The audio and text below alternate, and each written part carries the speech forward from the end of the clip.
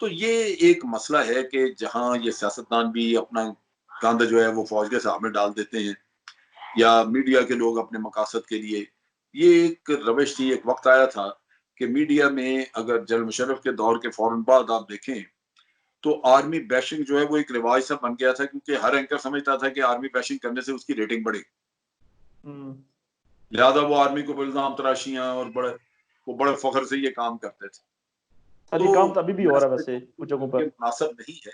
ये लोगों को अपनी रविश बदलनी चाहिए। फौज पाकिस्तान अपना काम कर रही है और ये वाजे फौज पाकिस्तान जब से मुशर्रफ का दौर खत्म हुआ है, कियानी साहब ले लें, अल शरीफ ले लें, जनरल कमर जावेद बाजवा, इन्होंने बार बार कहा है कि हम डेमोक्रेटिक सिस्टम को सपोर्ट करते हैं और हम अपनी आईनी जिम्मेदारियां निभाएंगे, बॉर्डर्स के ऊपर भी और मुल्क के अंदर। तो आईनी जिम्मेदारियों में जो हुकूमत पूछेगी, जो कहेगी, वो किया जाएगा। अच्छा जनरल साहब, आपने नवाज शरीफ साहब के दौर की बात की तो इसमें एक और सवाल ऐड कर लेता हूँ कि आपके ख्याल में इमरान खान साहब की जो हुकूमत है वो इस वक्त जबरदस्त अंदाज में काम कर रही है अदारों के साथ मिलकर?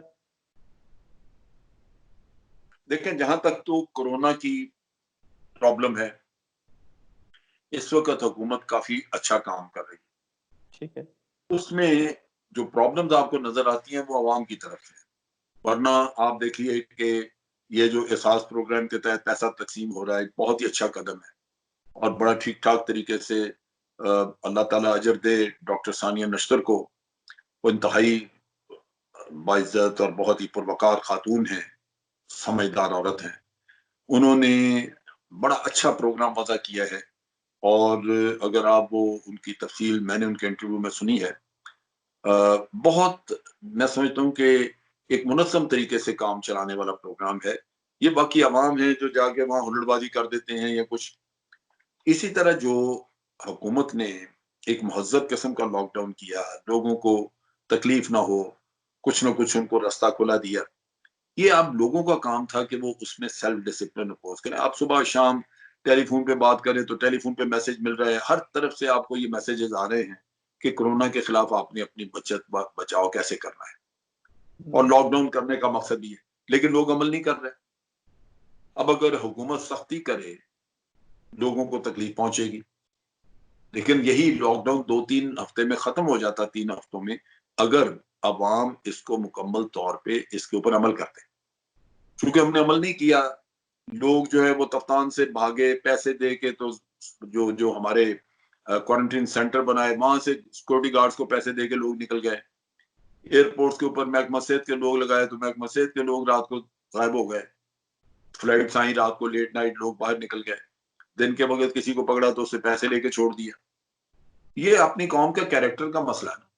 अब आप देख लें कि यहाँ अमवात हो रही हैं, इंसानियत सारी आज दुख से मैं समझता हूँ कि परेशान फिर रही है, क्योंकि इतने ज्यादा तबाही है पूरी दुनिया में फैली। लेकिन पाकिस्तानी अपने मोहतरम जो है वो मुनाफाखोरी से बाज तो नहीं आ गए। आप दालों की कीमतें देख लें, आम चीजों की, वो 50 रुपए बिल्कुल पर सही है। चले गई है, 100 रुपए पर चले गई है, लूटमार शुरू है। तो ये कोई इमरान खान तो नहीं कह रहा उनको कि तुम करो। बिल्कुल सही तो है। मुश्किल ये है कि अपना कौमी किरदार भी हमें अपने गिरबानों में झांक के देखना चाहिए। लीडर करप्ट हमारे, अवाम हमारे बेअसूले, हुकूमत की बात कोई नहीं माननी, कोई अकल और अवेयरनेस बहुत ज्यादा नहीं है, तालीम नहीं है। नतीजा ये है कि हमारे अपने अमाल इतने बुरे हैं कि ना हुकूमत की हदायत पे हम अमल करते हैं, ना ही अपनी दीन की हदायत पे अमल अमल करते हैं जो अल्लाह ताला की तरफ से हमें बताई गई। तो उसका खमियाजा फिर हमें भुगतना पड़ता है। भुगतना पड़ता है। अच्छा जनरल साहब, एक और चीज़ भी इसी में ऐड करता हूँ इसी कोरोना वायरस के हवाले से कि हमने देखा कि इमरान खान साहब पहले दिन से मुल्क में कर्फ्यू लगाने की जो मुखालफत कर रहे हैं। तो आपके ख्याल में ये जो उनका फैसला दुरुस्त है, ये जो जुज़वी लॉकडाउन होता है यही काफ़ी है? मेरा ख्याल है उनका फैसला दुरुस्त नहीं है। अच्छा। मेरी अपनी राय थी। ठीक है। देखो अभी आप देखें कि ये आधा तीतर आधा बटेर, आपने एक जुजवी सा लॉकडाउन रखा हुआ है, इसी पे 3 हफ्ते में लोग तंग आ गए हैं। आप 2 हफ्ते और एक्सटेंड करना चाहते हैं। काजर कराची में आपको वो अल्टीमेटम दे रहे हैं कि जी हम तो 15 से दुकानें खोल देंगे।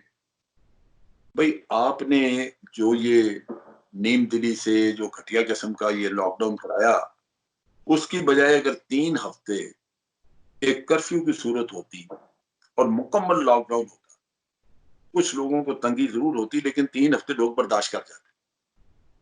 बताज अच्छा आ 3 जाता। हफ्ते के बाद आप खोल देते तो लोगों को सुख का सांस आ जाता। आप पकड़ दकड़ होगी, लोग बिजनेस खोलेंगे, पकड़, दुकानें बंद थी, आवाम बाहर फिर रहे थे, पार्क में फिर रहे थे, दावतें उड़ रही थी, ऐसे सैर ही व तफरीह। ये तो कोई तरीका नहीं है, ये कौन सा बिल्कुल। लॉकडाउन है भाई? लिहाजा बीमारी फैल गई। अब आखिर में आके मिलेगा आपको क्या? या 2 हफ्ते आप और एक्सटेंड कर लें, अगर इसी तरह का लॉकडाउन है तो इकोनॉमी भी तबाह होगी और बीमारी भी आपको नहीं छोड़ेगी, वो भी आपके ऊपर चढ़ेगी, क्योंकि आपने तो बिल्कुल पूरी ठीक। तरह काम किया नहीं। आपने वो लॉकडाउन नहीं किया जिससे वाकई आप इंसानों को एक दूसरे से अलग रखें। लोग फिर भरा रहे हैं, मिल रहे हैं, कोई कहीं जा रहा है, कोई कहीं जा रहा है। नतीजा ये कि जो कैरियर है वो फैला रहे हैं हर तरफ। बिल्कुल ठीक। अच्छा जनरल साहब हमने देखा कि एफआईए की एक रिपोर्ट भी इंक्वायरी रिपोर्ट भी आ गई आटे और चीनी बुरहान के ऊपर। अब सर लोग अपोजिशन ये सवाल कर रही है कि इमरान खान जब असल ज़िम्मेदारान के खिलाफ कार्रवाई करेंगे, तब हम मानेंगे कि ये वाक़ई कार्रवाई हुई है। और शायद खान अब्बास साहब तो ये कह रहे हैं कि असल ज़िम्मेदार इसकी इमरान खान साहब हैं, लिहाज़ा सबसे पहले उनके खिलाफ कार्रवाई होनी चाहिए। तो सर इस हवाले से आपका क्या मौक़िफ़ है? देखो, वो तो अपनी दुश्मनी में ये बातें कर रहे हैं ना, इन बातों में ना कोई मैं तो इसमें कोई सूझ-बूझ की अकल वाली बात नहीं देखता। ये सियासी बातें हैं। हकीकत ये है कि अभी जो रिपोर्ट आई है, उसमें उन्होंने वो लोग आइडेंटिफ़ाई कर लिए, जिसमें पीटीआई के लोग भी हैं। वो ऐसे ही है। आइडेंटिफ़ाई होगा कि जी इन्होंने फ़ायदा उठाया। अब असल जो रिपोर्ट है वो 25 तारीख को आएगी, जो फॉरेंसिक रिपोर्ट होगी, जिसमें ये पता चलेगा कि इसमें किसकी बदनीयती थी, कौन मिला हुआ था, किसने मिलीभगत से ये काम कराया, या ये काम मिलीभगत से नहीं हुआ, बिल्कुल एक असूल के तहत हुआ है, सरकारी ज़रूरत के तहत हुआ है। सारा जो कुछ होगा वो फैसला उसकी बुनियाद पे होगा आगे। अब चीज़ ये है कि कहने को तो बिल्कुल आप देख लें, शाहिद खाकान अब्बासी भी नारे लगाएगा, राना सनाउल्लाह भी कहेंगे, लेकिन आपको पता है कि इन्होंने अपने दौर में 25 अरब रुपए की सब्सिडी दी थी बिल्कुल और ऐसे ही फिर है। चीनी की 130 रुपए किलो तक कीमतें गई थी चीनी। आज 70-80 पे गई, 100 पे गई तो उसपे शोर मच गया। तो अपने गिरबान में नहीं झांक रहा। इसकी वजह क्या है? ये क्यों ऐसे होता है? हर दौर में होता है। नून लीग के दौर में आटा भी गायब हुआ, लोग रोते थे, सड़कों पे कहते थे शेर आटा खा गया। ऐसे ही है। आपको याद होगा। बिल्कुल याद है सर। तो शेर ने आटा खाया था कि नहीं? तो शायद बिल्कुल खान खाया था। अब्बासी ने किसी को सजा दी, कहा कि जी जनाब सजा देनी चाहिए सबको, या आज मुतालबा बिल्कुल नहीं करे था। कि जी हम तो बड़े घटिया थे, हम नहीं कर सके इंक्वायरी, अब इमरान खान हमारे दौर की भी इंक्वायरी करा के सजाएं दें। ये नहीं करेंगे। अब चीज क्या है? क्या शाहिद खाकान अब्बासी को सजा होगी? तहकीकात हुई, क्या यूसुफ गिलानी को सजा होगी? 7 साल से केस पड़ा हुआ है। राजा परवेज अशरफ ब्रेंटल साहब का केस था, वो सजा हो गई, 7 साल से केस पड़ा हुआ है।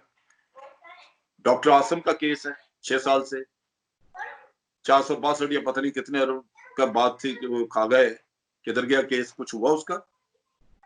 और अयान अली का और केस था, कुछ हुआ? उज़ैर बलोच मुल्क से बाहर चले गए। शर्जील मेमन का केस है, कुछ हुआ? ऐसे ही है। शहबाज शरीफ है, सलमान शहबाज है, अली उनका जो दामाद है उसके केसेस हैं, हमजा का केस है। मेगा केस में किसी को सजा हुई? किसी को नहीं हुई। जो आप तवक्को कर रहे हैं कि अभी इमरान खान जिन लोगों को पकड़ेगा उनको सजा हो जाएगी। ये एक ऐसा सिस्टम है जिसमें आज हम जी रहे हैं, जो कि सिर्फ और सिर्फ करप्ट के लिए बनाया गया है।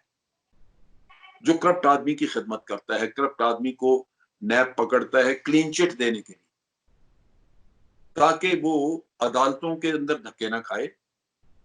वो कहे जी मुझे तो इतना अरसा नैब ने रखा था, क्या मिला? या अगर अदालत में भी जाए तो नैब छुड़वाए, वहां नैब कमजोर रेफरेंस बनाए, कमजोर इंक्वायरी करे और वहां वो छूटे और वो कह सके कि देखे जी हम तो अदालतों के जरिए छूट के आए, हमने तो कुछ किया ही नहीं।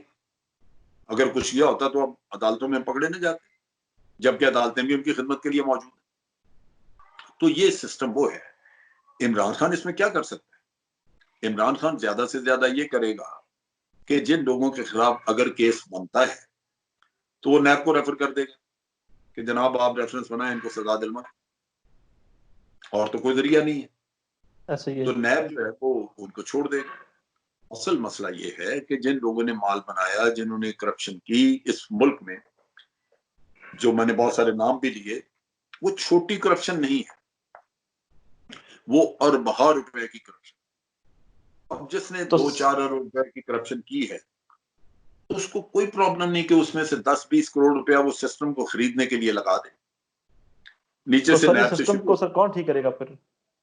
ये सिस्टम हाँ, ठीक कैसे होगा? नहीं, ये सिस्टम ठीक होना था तब, अगर सारे लोग ईमानदार होते। आज इमरान खान के पास अगर पार्लियामेंट में अक्सरियत होती अच्छी, और उसको दूसरी पार्टियों को सहारा नहीं लेना पड़ता, और उसको वो लोग जो कि खुद आज चीनी के और मुख्तलिफ बुरहानों में मुलव्वस हैं, उनके सहारे से गवर्नमेंट न बनानी पड़ती, तो शायद वो कुछ करता है, लेकिन वो तो हुआ नहीं। तो ये सिस्टम, बदनीयत का आदमी तो कर ही नहीं सकता इसको ठीक, क्योंकि उसकी नीयत तो यही होगी कि ये ऐसा सिस्टम रहे ताकि मैं खाऊं पीऊं और मैं बचता रहूं सिस्टम से। लेकिन ईमानदार आदमी के लिए उसके हाथ मजबूत होने चाहिए, वो यहाँ नहीं है। नतीजा ये कि इमरान खान कुछ नहीं कर सकेगा। ये चीनी वालों को भी सजा नहीं होगी, किसी और को भी नहीं होगी, ना पहले वालों को होगी, ना बाद वालों को होगी। बस इसी तरह चलता रहेगा। ये वो होते हैं हालात जहां ऐसे ऐसे हालात में अगर कोई अच्छा लीडर सामने उठ के आ गया, तो वो इस मुल्क में एक इनकलाब, खूनी इनकलाब ला सकता है। आज अवाम सोए में है, आज अवाम इखलाकी तौर पे गिरावट का शिकार हैं। उनकी गिरावट का ये आलम है कि जिस महीने में अल्लाह ताला से गुनाह बख्शवाए जाते हैं, उसमें धड़ाधड़ मस्जिदों में नमाजें पढ़ेंगे, 20 तरावियां भी पढ़ेंगे, तहज्जुद भी पढ़ेंगे, लेकिन सुबह अपनी चीज जो है वो 200% महंगी बेचेंगे। ऐसे ही है।